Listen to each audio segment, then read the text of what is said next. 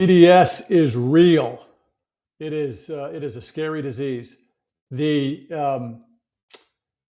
I just see it everywhere in my personal life, online, out in the world. John Thune seems to have TDS. Clearly, many of the leftist Democrats have TDS.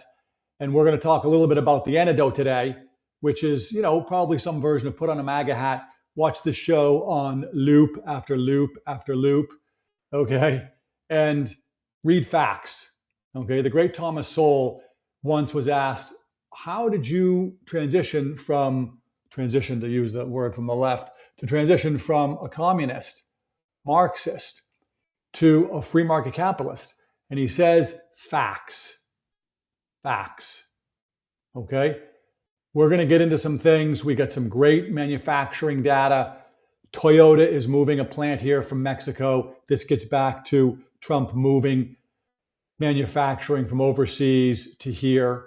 We're going to get into all of it. All right, this is The Ordinary American. I'm your host, Paul Sarkis. It is, we are an anti-leftist show, anti-democrat. We are trying to participate in the fight for the soul of America. The left wants it. Good, strong conservatives and ordinary Americans of any slice want to prevent that from happening. All right, I was a little delayed today. There was something that came up. I tell you all the time, this show is not fair and balanced. I am not interested in being fair and balanced. I'm interested in being honest. I don't need to show you an anti-Trump something every time I show you a pro-Trump something. I'm a triple Trumper, as you know. Voted for him 3 times, would vote for him 3 more times. Believe he won 3 elections. Believe that there was a coup in 2020. Believe that Obama led it starting in 2016. Okay? That doesn't mean you have to believe those things. But TDS, crazy. The reason why I was late, again, going back and saying I'm going to tell the truth, I'm not necessarily going to be fair and balanced, is because the great Lola, my white French bulldog that was here yesterday, breathing heavy in the room, I had to put her down. It was very sad for the family, and it was not expected to happen. She had been sick, but we didn't expect it today. So that's where I was. So there might be a little bit of darkness and sadness in my mood here, but there is so much stuff happening, and Trump is doing so much, and the world is changing so much, and there's so much good, and we live in the greatest country in America, that I had to get on and wanted to do the show and share some of these great things for you. Okay, what's the first thing I want to share? The first thing I want to share is this notion of us paying for illegals. Yesterday, we did a lot on the show yesterday about how, let me see if I can pull this up. There, we can see that. Yesterday, we talked a lot on the show about how illegals have been contributing to the massive increase in housing cost. Of course, if you pump in millions and millions of people, they need shelter. And then if you take our tax dollars, you steal it from us, you don't tell us, you lie to us and tell us it's not going there, and then you funnel it to the illegals. Now, when we ordinary Americans, we ordinary Americans go out into the market looking for a house, what happens? Not only are there more people driving up demand, but they have our money. We're actually having to bid against ourselves. And then the government prints money, which deflates the value of what I get to keep. No wonder it's so hard. Why are hospitals so crowded? Illegals. Why are schools struggling to try to teach both English and Spanish lessons? Illegals. Illegals are distorting the markets. Listen, the illegal aliens, most of them are not bad people. The ones who are criminals are, and they need to be removed just like everyone else. But they are not real Americans, and they're distorting our markets. They're making it harder for ordinary Americans to live, and the Democrats are stealing our money to funnel it to them, and the Rhino Republicans are allowing it to happen. All of those people have TDS. They all hate Trump more than they like America. The Democrats just want power. Power is the only moral imperative. So for some of them, having TDS is just sort of, kind of like a tool. Like if you remember the James Carville episodes we've played, when he's screaming and his eyes are bulging out of his head and he's saying, I got TDS and I want it and I love it and I want more of it. I think a lot of that's for show. If it's not, he really needs help. But I see it one-on-one with friends and family and others, when you have been convinced that you hate this person and you buy into it, it's very difficult to change it. But you can do it through facts. This billboard behind me, this placard behind me is a great example. Okay? This is true. Put your baby in daycare so you can earn money and pay taxes for an illegal to be a stay-at-home mom. This is what's going on. Okay? This is the cure to TDS. You read this and you understand what's going on. You don't have to like them. That's different than having TDS. I'm a triple trumper. You don't have to be a triple trumper. Okay? But that's different. TDS is looking at this and saying, it's worth that to get rid of Trump. That's a sickness. If you found yourself rooting for Iran in the Iran conflict, that's a problem. You got TDS. Okay? This is a situation where in politics, one of the things politicians found out a very, very long time ago was that if you got people to give a small, even a small dollar donation, even $1, there was a higher propensity that they were going to go to the polls on election day. This was when there was an election day. Okay, by the way, speaking of TDS, the Democrats on the Supreme Court, Roberts, Amy Coney Barrett, all levels of TDS. You can't vote for birthright citizenship or suggest that it's not election day, it's election, nobody knows how long. That's her ruling. Election time, without having at least a scotch of TDS. Okay? We're going to put up here in a second the latest from Andy No, who is a independent reporter who's been covering the Antifa stuff. We shared it 2 weeks ago when the sentencing started coming in. Antifa people are younger people often, not always, but people who were tricked or convinced to hate Trump. And they were convinced so much that they were told, it's so bad and Trump is so bad and you should hate him so much that you should be willing to take the risk of going to prison by rioting to stop it. Now, how do they do that? They tell him that he's Hitler, that he's the devil, that he's the worst person ever, that he's destroying democracy. All these lies. Everything's a lie. But it jacks up the nervous system. It ties into the small dollar donations, because once you get that nervous system and you tell that person, you got to hate this person because fill in the blank, and that resentment starts. Resentments are very hard to unwind, particularly when we make them public. So once we make public professions, this is what the Antifa people do. Okay? That's TDS. I'm putting this up for two reasons, and we're going to go into it. One, because I just want everybody to see what's really happening here. Okay? These people were arrested as members of Antifa. They participated in the riots and the attacks on one of the facilities, the ICE facilities in Texas, I believe it was. And they were sentenced to a collective 562 years in federal prison. Some of these people got, I think, 50 years, 30 years. The latest ones got 6 years in federal prison. Why? Because somebody convinced them that Trump was the devil. Now, those somebodies who convinced them, they never went and took this risk. These people did. This is a message to the left. You are starting to see this play out, even at higher end places on the food chain. These people bought into this. They had resentments. TDS took over. We're going to go riot. Why? Because the Democrats largely told them nothing will happen. Well, something happened. 562 years between them. The smallest sentence, the least number of years, was 6 years in federal prison. Where will the Democrats who convinced them to join Antifa, or the Antifa people who are higher up, the money, the Soros, all the funding, where are they? They're not going to be in federal prison with these people. These people allowed TDS to get the best of them. And now they've seriously impaired their life. If you're going to federal prison for 30 years, that is a big mistake, especially when no one else is.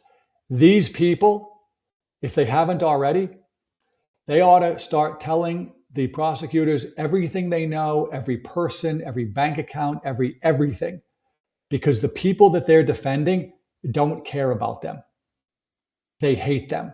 They don't care if they rot in prison for 562 years. They do not. In fact, they would probably kill them if they could, so they wouldn't talk.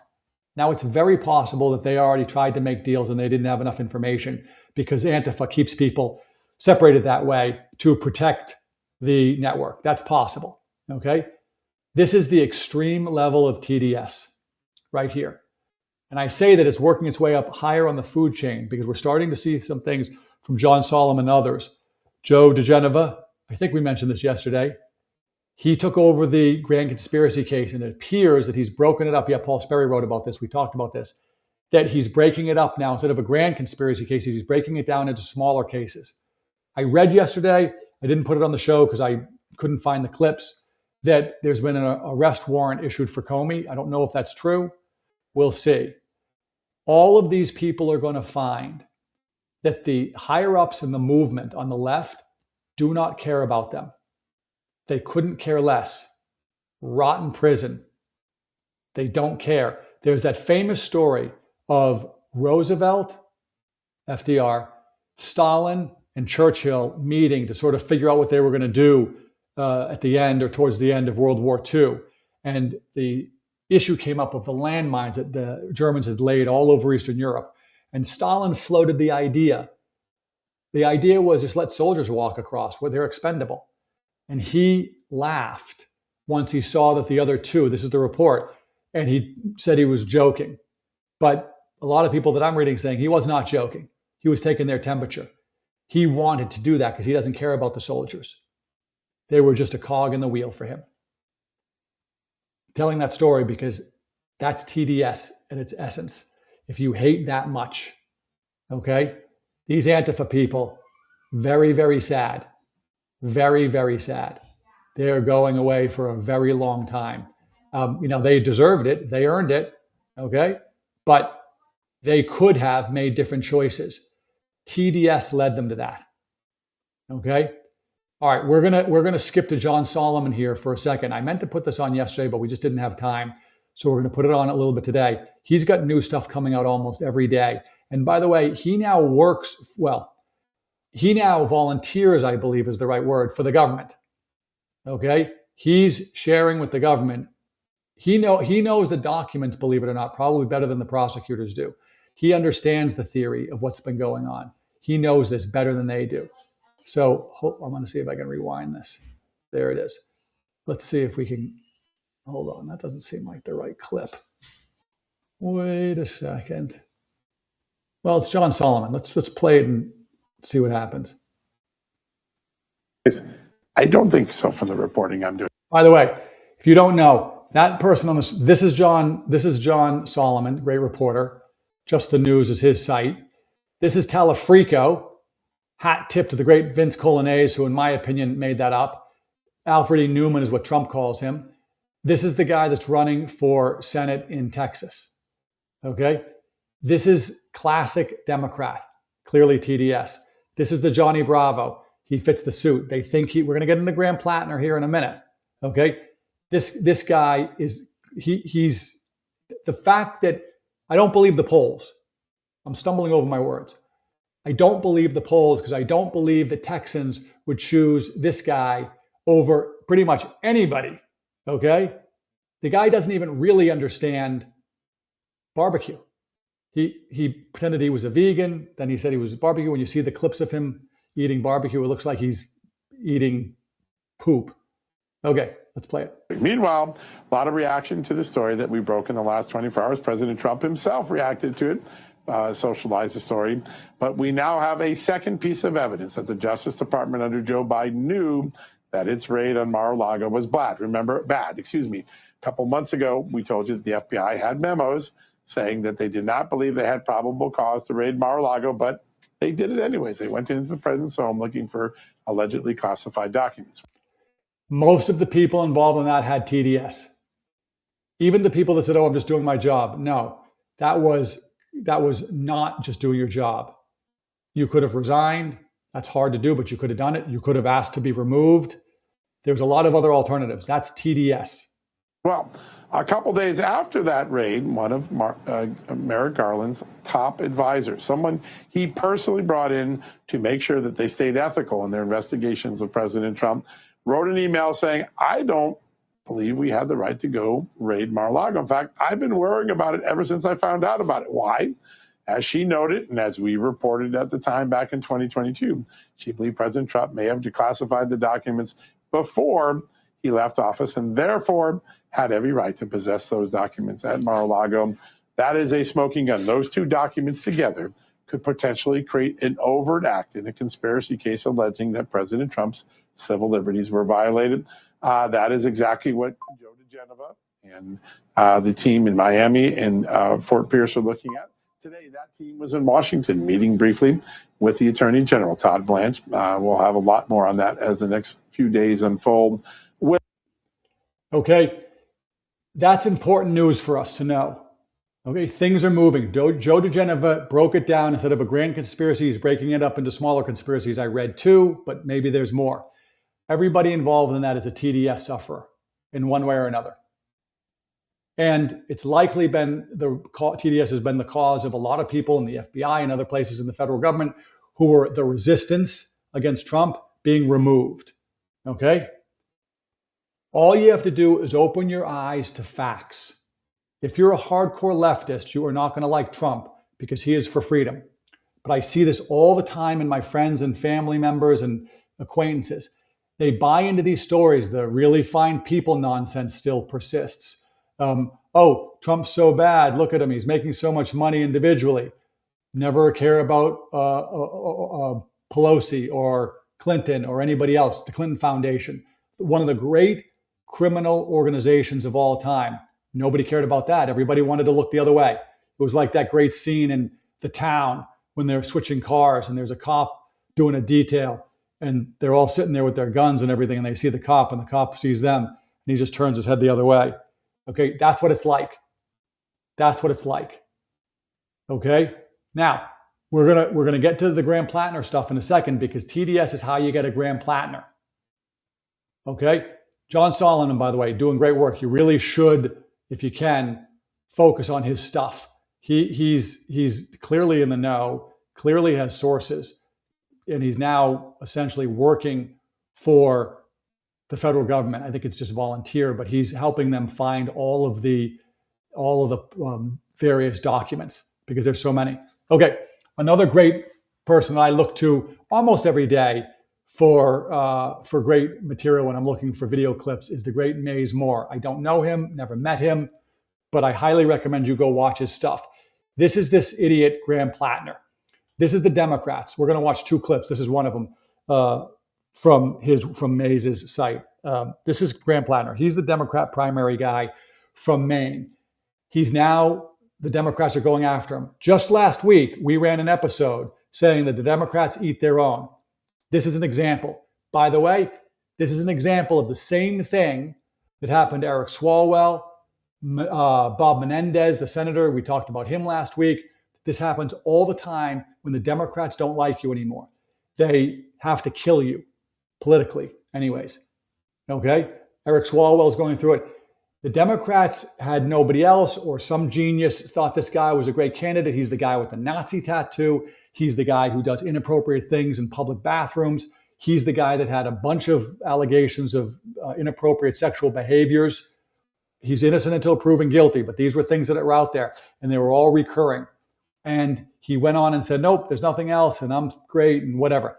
This, believe it or not, from Mays Moore is him talking about what real masculinity is. Just listen to this for a second. This is coming from a guy who now the Democrats have turned on and said he's got to get out. Why? Because the person that has accused him of some sexual misconduct is not a conservative. Hey, my name is Graham Plattner, and I want to talk to you today about masculinity. Masculinity is based around support. Masculinity is based around protecting those who are weaker. A lot of young men, and a lot of just people in general, are taken in by the story that they need to impose their will on other people to feel good, that they need to take things from other people to get what they deserve. I can't take that anymore. This guy, He he's being accused of multiple inappropriate sexual behaviors.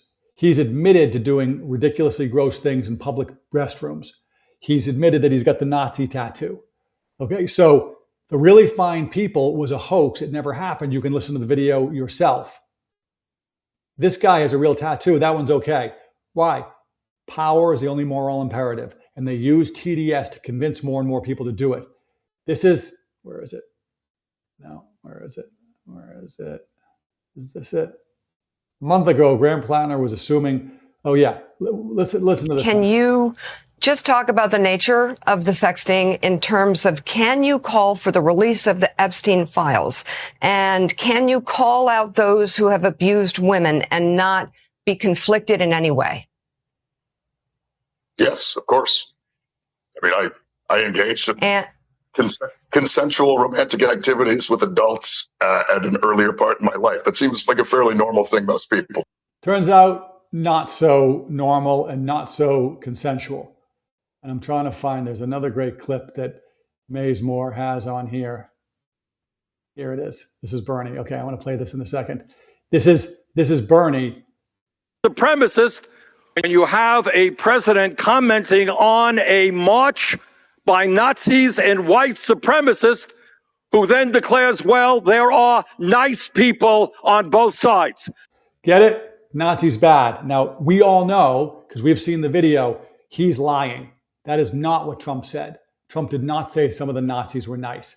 Trump said that the other people involved, not them, he condemned them totally, but there are other people who had a heritage in the South that were not Nazis, that said, we don't want to tear down these statues. That was it. Mr. President, there are no nice Nazis. I'm not overly impressed by a squad of media running around saying, what do you think about the tattoo on Graham Plattner's chest?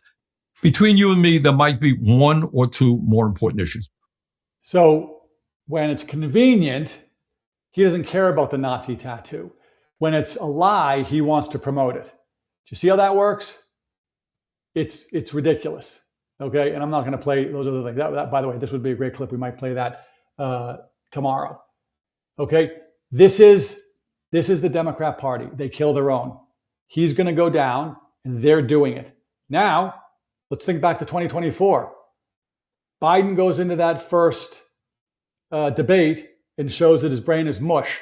What happens? The Democrats say, oh, we got to get rid of him. The primaries had already happened. Kamala Harris didn't receive one vote in a single primary and somehow ran for president. The Democrats don't care. When they tell you, this is part of TDS, oh, he doesn't care about the law. He overrules courts. No, he doesn't. We played it the other day. He said, hey, if they rule against me in birthright citizenship, that's a terrible ruling, but we'll figure it out. We'll fix it, but we'll live with it. What do the Democrats do? They knew Biden was no good back then. They went with it, thought they could get away with it. And then when things went wrong in their party, they kill him and they put her in. How she got in, I still don't know. I don't think anybody knows. What about this one? I don't know what the rules are. I haven't researched them. I don't know how they're going to get another person to run now that they're removing him. But I don't think they're going to have another primary. So who voted for this person that's going to run? Okay, this is TDS. Power is the only moral imperative. And truthfully, most of TDS is a manipulation to take weaker-minded people and convince them to hate. And that the party people and the people up at the top of the food chain, they're just using that to manipulate people. That's most of it. Okay, there are a few true believers that think somehow, despite the facts, that Trump is a devil, which he's not. The really fine people was a hoax. The Russia was a hoax. It's all been a hoax. They haven't found a single real thing. We're going to get to Bitcoin here in 1 second because people are saying, oh, we made so much money in Bitcoin and other things. The response, from my point of view, is so what? You've got Congress who can trade with immunity from insider information. You know, since I think it's 2012, when I think it's the Stock Act or the Trade Act or something, whatever it was passed, that they pretended like that was going to stop the people in Congress, the elected class, from insider trading. All it did was give them more ways out. Most people don't talk about it. The real trick is that most of the information that they get that they trade on happens behind closed doors, not necessarily in hearings that we can see. All that information is confidential, which means prosecutors can't get it. So how can you prosecute somebody? Because you can't technically know what they knew. But what we do know is that they had a hearing of some kind, or they got information from some company, and then these people bought or sold the stock. Insider trading. So pardon me if I don't give a hoot about what Trump made legitimately, meaning he's not hiding it. He's not hiding it. Okay? Now, as far as, I bring up often Bitcoin because I believe Bitcoin is freedom money. And I mentioned to you, not financial advice. Who am I? I'm a guy in front of a great flag who loves his God, his country, and his family. That's it. Not financial advice. But I often say everybody should have some exposure to Bitcoin, even during these times. And this is one of the reasons. Okay? Not if, who gets to run it.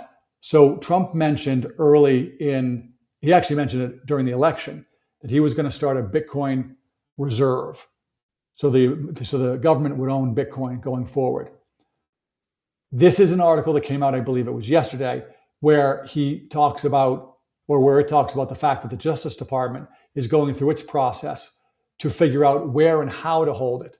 So is it the Commerce Department? Is it the Treasury Department? Is it some other department? In other words, the reason why it hasn't been announced and promoted yet is because they haven't got it done.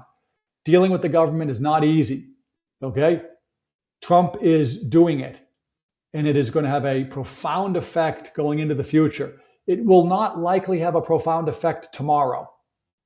It may improve the price of Bitcoin, but it won't have a massive effect tomorrow. But it will have a massive effect over time as Bitcoin is adopted by more nation states. We played last week that a guy at Coinbase said, that's one of the biggest crypto exchanges, said that there are 40 countries who have created and are buying Bitcoin for Bitcoin reserves. 40. Just think if you can name 40 countries. Okay, that's a lot. I think there's something like 190 plus countries in the world. So 40 is not insignificant. Huge deal. Everybody, I think, not in financial advice, should have some exposure to Bitcoin. This is what and Trump said yesterday.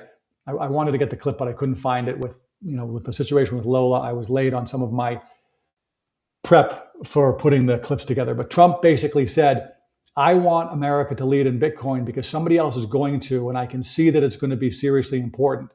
What he's basically saying is, I can't know the future necessarily, and I don't know how Bitcoin will play a role, but it's going to play a role, and we need to be in the lead. That's a great leader. Okay? That's a great leader. Now, we also mentioned at the beginning, the American system.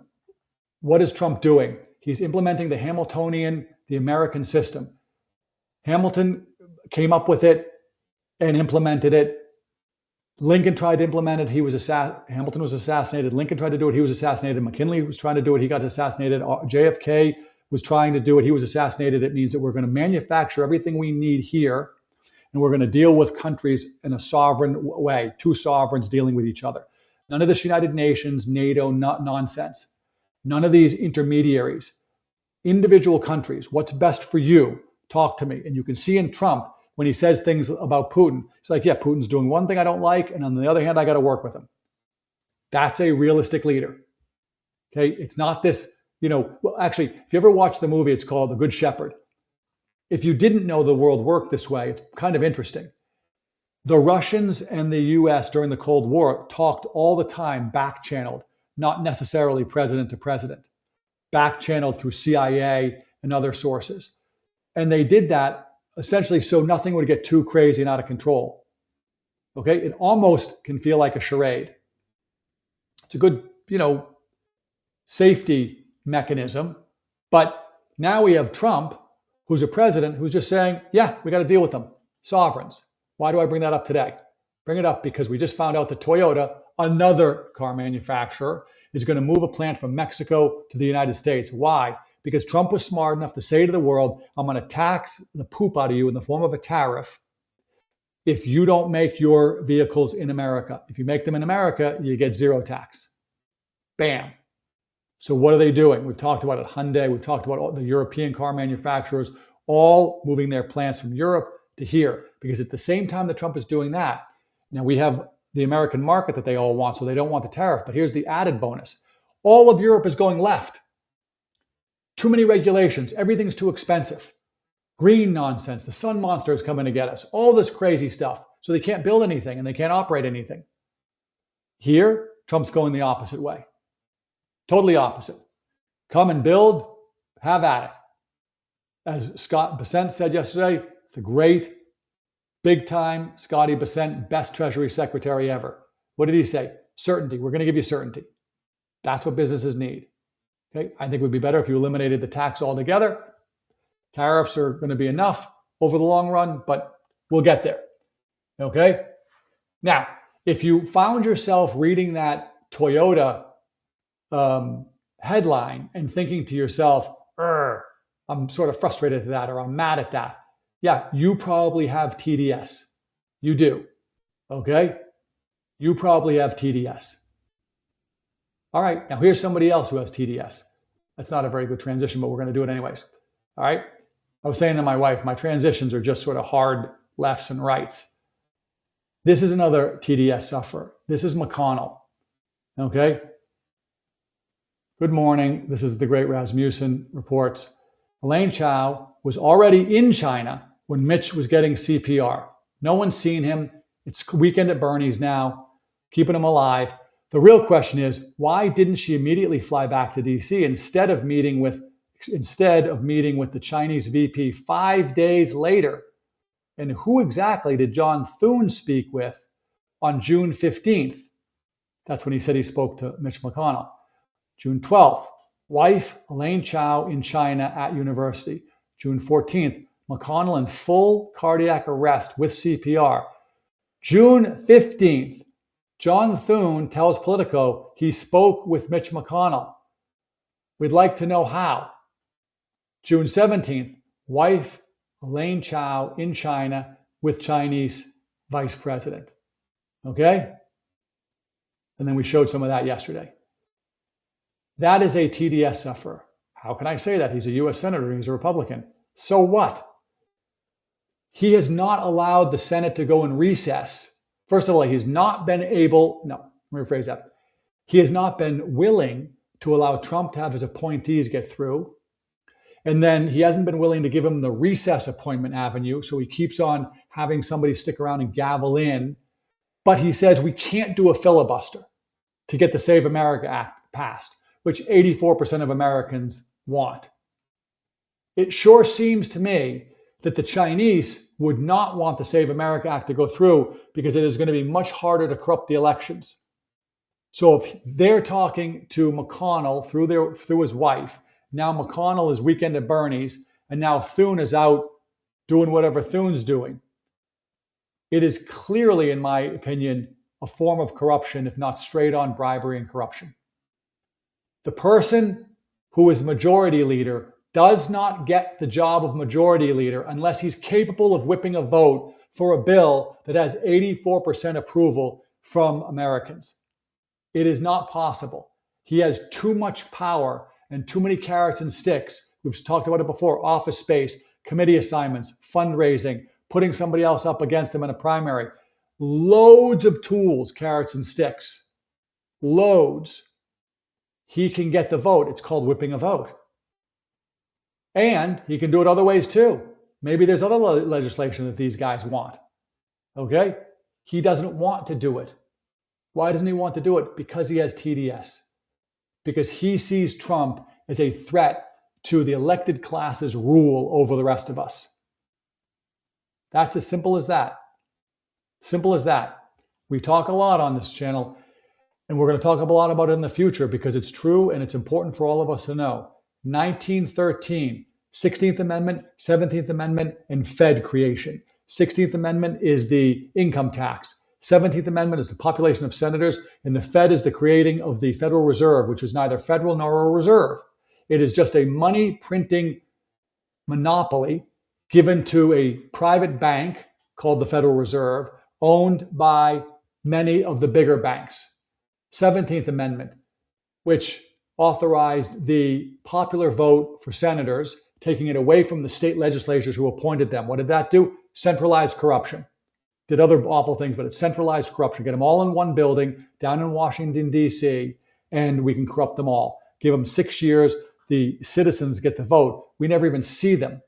They come back once every 6 years to campaign. 16th Amendment, the national income tax. This gets to stuff today. What were the Americans told back then? It's only a small amount of money. I think it was 1% or 3%. It was only going to touch, I think it was actually in the tens of families or people. It's only going to get the rich people. Resentment, same tool to use to deliver TDS. Resentments, get those people over there. Get the rich people. You see idiot Mussolini these days saying we want the national wealth tax. And he talks in all sort of staggered talk like the wealthy need to pay their fair share, like he's some kind of a broken robot. Okay? He was against the wealth tax in his own state, which is on the ballot for November. Why? Because he knows it's causing people to leave. Why does he want a national national wealth tax? Because if it's national, it makes no sense to leave. If you can't escape it, what's the purpose of leaving? There is always a scam. Always. And in order for a guy like Thune not to pass the Save America Act, in order for Mussolini's of the world and for them to convince people, they need TDS, Trump derangement syndrome. It's a real thing. I think that, as I said earlier, I think the antidote is put on a MAGA hat, play this show on a loop, play other great shows, and start to get facts into your head. Trump's been set up all along the way. Why?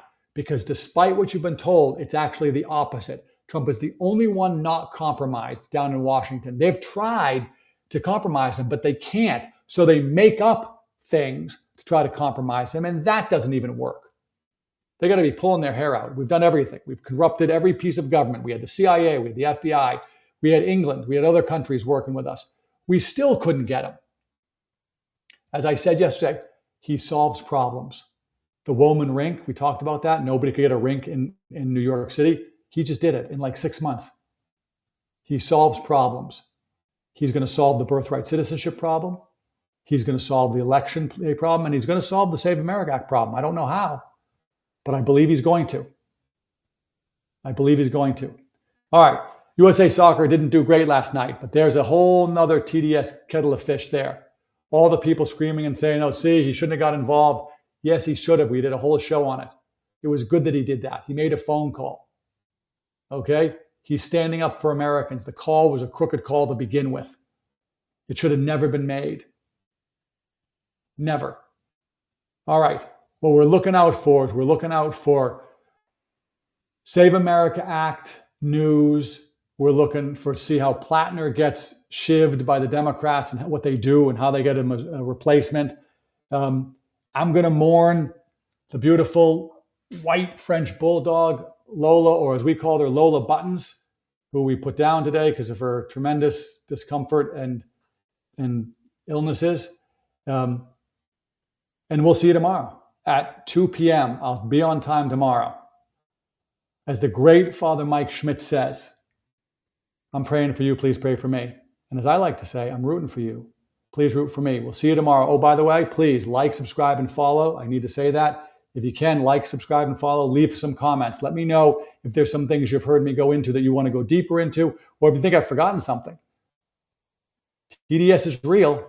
We got to fight it. This is the fight for the soul of America. Anti-leftist. All right. We'll see you.